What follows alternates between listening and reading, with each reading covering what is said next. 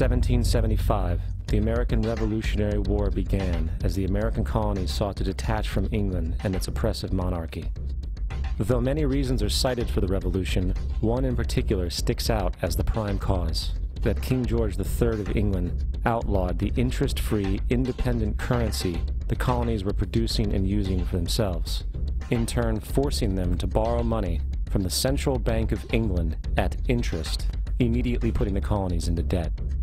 And as Benjamin Franklin later wrote, the refusal of King George III to allow the colonies to operate an honest money system which freed the ordinary man from the clutches of the money manipulators was probably the prime cause of the revolution.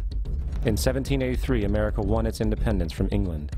However, its battle against the central bank concept and the corrupt, greed-filled men associated with it had just begun.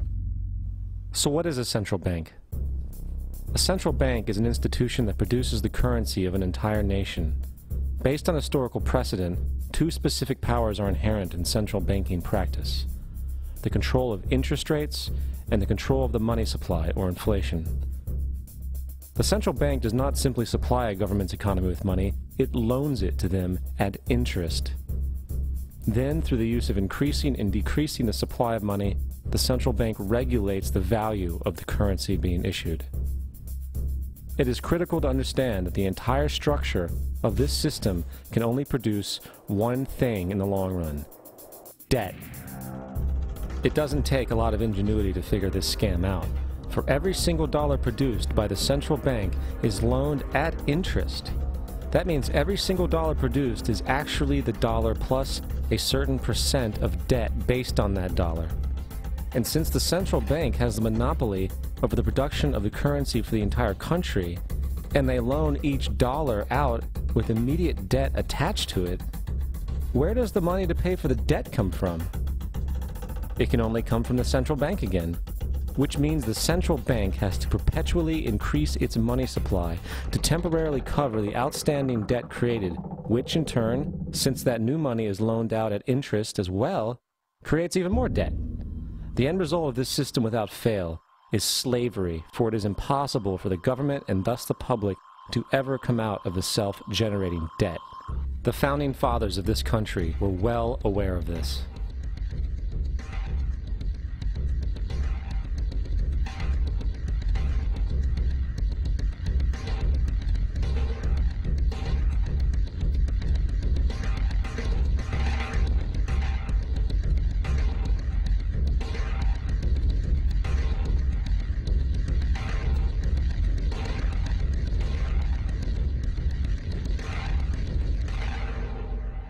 By the early 20th century, the U.S. had already implemented and removed a few central banking systems, which were swindled into place by ruthless banking interests.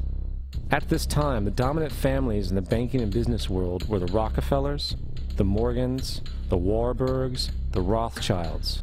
And in the early 1900s, they sought to push once again legislation to create another central bank.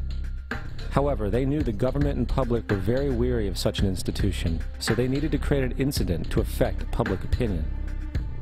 So, J.P. Morgan, publicly considered a financial luminary at the time, exploited his mass influence by publishing rumors that a prominent bank in New York was insolvent or bankrupt. Morgan knew this would cause mass hysteria, which would affect other banks as well. And it did. The public, in fear of losing their deposits, immediately began mass withdrawals. Consequently, the banks were forced to call in their loans, causing the recipients to sell their property, and thus a spiral of bankruptcies, repossessions, and turmoil emerged. Putting the pieces together a few years later, Frederick Allen of Life magazine wrote, "The Morgan interests took advantage to precipitate the panic, guiding it shrewdly as it progressed." Unaware of the fraud, the Panic of 1907 led to a congressional investigation headed by Senator Nelson Aldrich, who had intimate ties to the banking cartels and later became part of the Rockefeller family through marriage. The commission, led by Aldrich, recommended a central bank should be implemented so a panic like 1907 could never happen again. This was the spark the international bankers needed to initiate their plan. In 1910, a secret meeting was held at a J.P. Morgan estate on Jekyll Island off the coast of Georgia. It was there that the central banking bill called the Federal Reserve Act was written. This legislation was written by bankers, not lawmakers.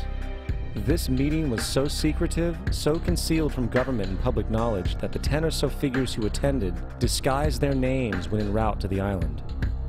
After this bill was constructed, it was then handed over to their political frontman, Senator Nelson Aldrich, to push through Congress. And in 1913, with heavy political sponsorship by the bankers, Woodrow Wilson became president, having already agreed to sign the Federal Reserve Act in exchange for campaign support. And 2 days before Christmas, when most of Congress was at home with their families, the Federal Reserve Act was voted in, and Wilson in turn made it law. Years later, Woodrow Wilson wrote, in regret,